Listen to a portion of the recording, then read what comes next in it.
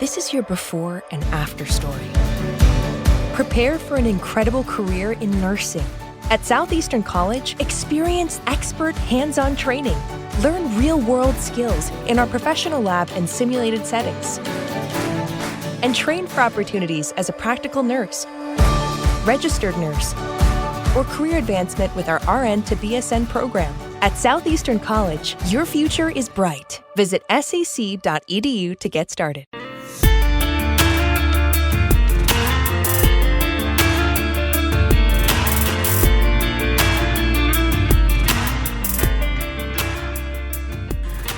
All right, boys.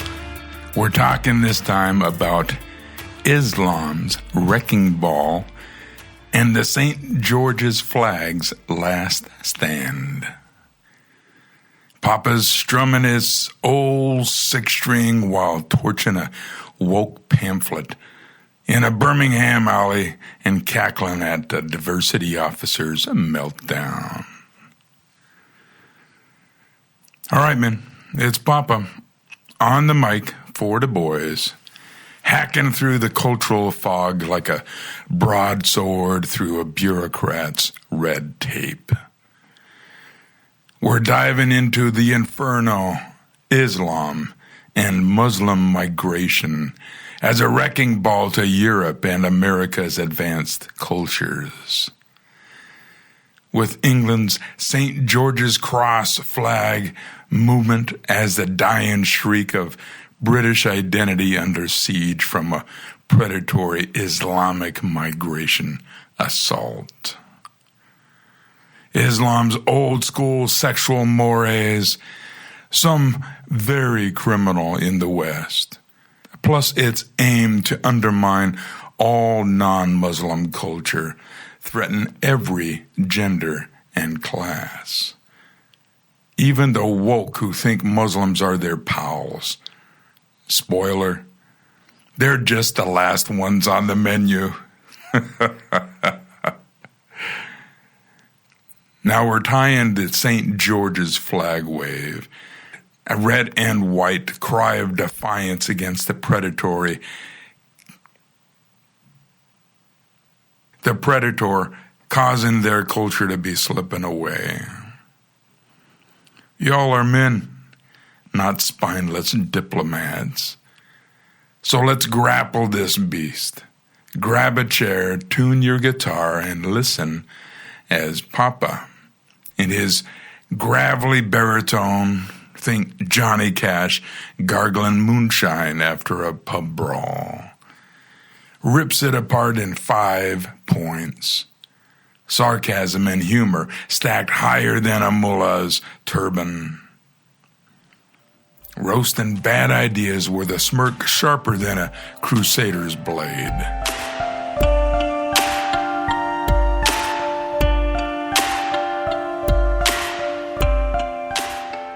One. Islam's mores versus Western law, culture clash on steroids. Men, Islam's traditional sexual mores rooted in the Quran and Hadith, treating women as sex objects and property, crash into Western laws like a tank into a teacup. Sharia's strict dress codes, male guardianship, or punishments like lashing for immodesty look like oppression or straight-up crimes here. Think coercion or assault. Honor killings, though not mainstream, pop up in some communities and are all-out, flat-out murder in London and L.A. Polygamy, cool for some Muslim men, gets you a court date in Birmingham or Boston. At least it used to. Psychologically, these mores push some Muslim immigrants in enclaves where Western law feels like infidel garbage, brewing tension. Philosophically, it's individual liberty versus rigid tradition. And the St. George's flag movement, Operation Raise the Colors, with flags popping up on lampposts across England, is a middle finger to that clash. A scream that British values like free choice ain't negotiable. Gotta love that grit. Maybe the Brits are getting some of the backbone that Tommy Robinson has been displaying for them for these past several years. Hope so. Try telling a British judge, my religion says I can have 3 wives. You'll be in the clink faster than you can say Sharia. Well, that used to be the case. BritGov is coddling the Muslim community so much now that even honor killings may be treated simply as a flesh wound to the system there.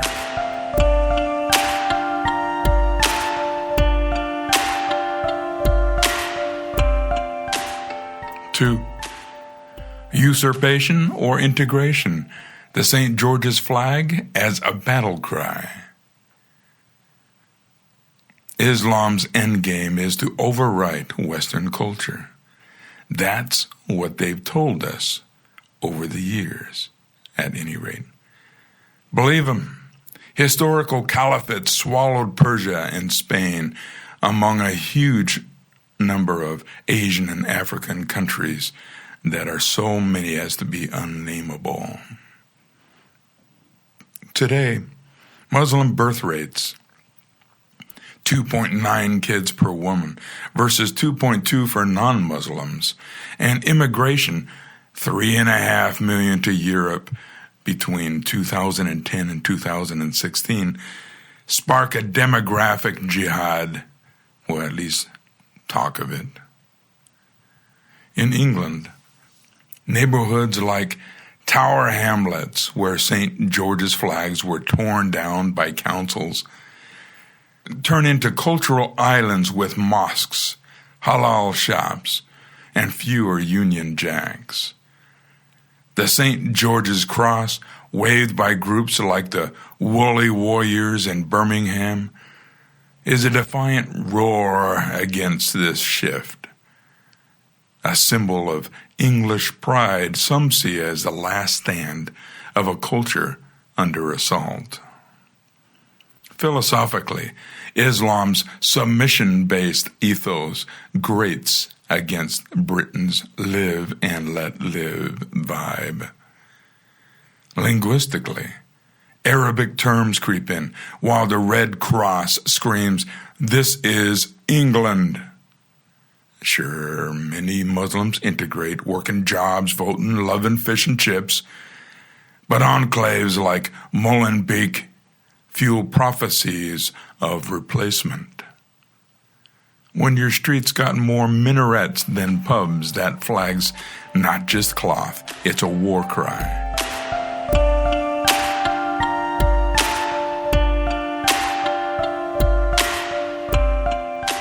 Three, no one's safe. Islam's threat hits all, flag or no flag. This ain't just about white dudes waving St. George's crosses. Islam's cultural ripple shakes everyone. Men, women, rich, poor. Women catch it first. Strict modesty rules or guardianship in some Muslim communities feel like chains in feminist Europe or America. Forced veiling or restricted education in extreme cases presses hard on women, as does the attitude that women are little more than property of men and sex objects. Men, Western guys clash with neighbors who frown on bacon. Interesting to note that Muslims officially oppose alcohol, but the most devout of them will put away drinks with the best of them. At least when nobody's watching. I know, I've hung out with a bunch of them. The rich lose their secular playgrounds as prayer rooms sprout in malls. The poor, stuck in tense, mixed neighborhoods like Paris banlieues or Birmingham's Woolly Castle, where St. George's flags fly to reclaim identity. Psychologically, Islam's encroachment breeds distrust. Philosophically, it's a faux faith-driven community versus individual rights. Why faux? Because there's nothing good about the Muslim Allah. Nothing even remotely similar to the God of the New Testament. The flag movement, Operation Raise the Colors with thousands of red crosses on lampposts, is a desperate shout that British culture's worth saving, no matter who you are. Even the woke, clutching their coexist stickers, ain't safe. Their progressive dreams don't mesh with chauvinistic Islamic views on gender or speech. Think that flag's just for racists? Nah, it's every Brit feeling the squeeze.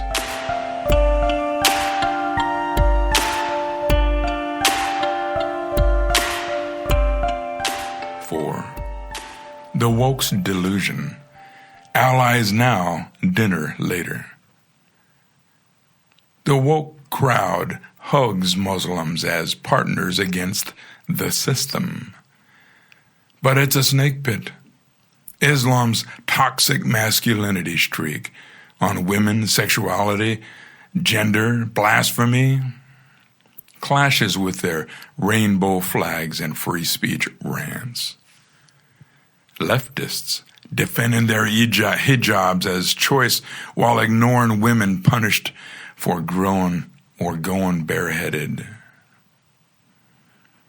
Philosophically, Islam's divine law stomps on woke relativism. Psychologically, their tolerance blinds them to clashes like Muslim communities' Nixon Pride events. The St. George's flag movement, backed by groups like Flag Force UK, ain't just about immigration. It's a rejection of the woke's naivety, a cry that the British identity tied to pubs, free thought, the Magna Carta, won't bend to appease. Councils, like Labour-run Birmingham, ripping down St. George's flags but leaving Palestinian ones up, prove the double standard, fearing Muslim backlash over safety concerns. Woke folks think Muslims are their squad. Wait till their drag show is called a harem. They're just the last ones on the plate.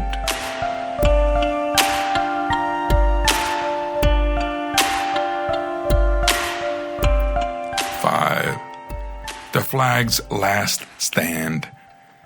Can the West survive the assault? The West's advanced cultures built on free speech, science, rights, Judeo-Christian mores are in a cage match. Islam's historical spread absorbed cultures via conquest and conversion, and now migration.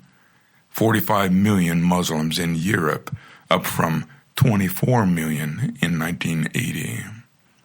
And birth rates shift the game. In England, the St. George's Cross, once a Crusaders' banner, is now a symbol of resistance, hoisted in places like York and Whitehall against what some call the Islamic invasion. That's what I call it. Councils tearing them down, citing safety while leaving foreign flags only fuel fire. Talk about two-tier governance. Philosophically, secular pluralism's wobbling against Islam's unified vision. Psychologically, fear of losing Britishness drives folks to paint roundabouts with red crosses.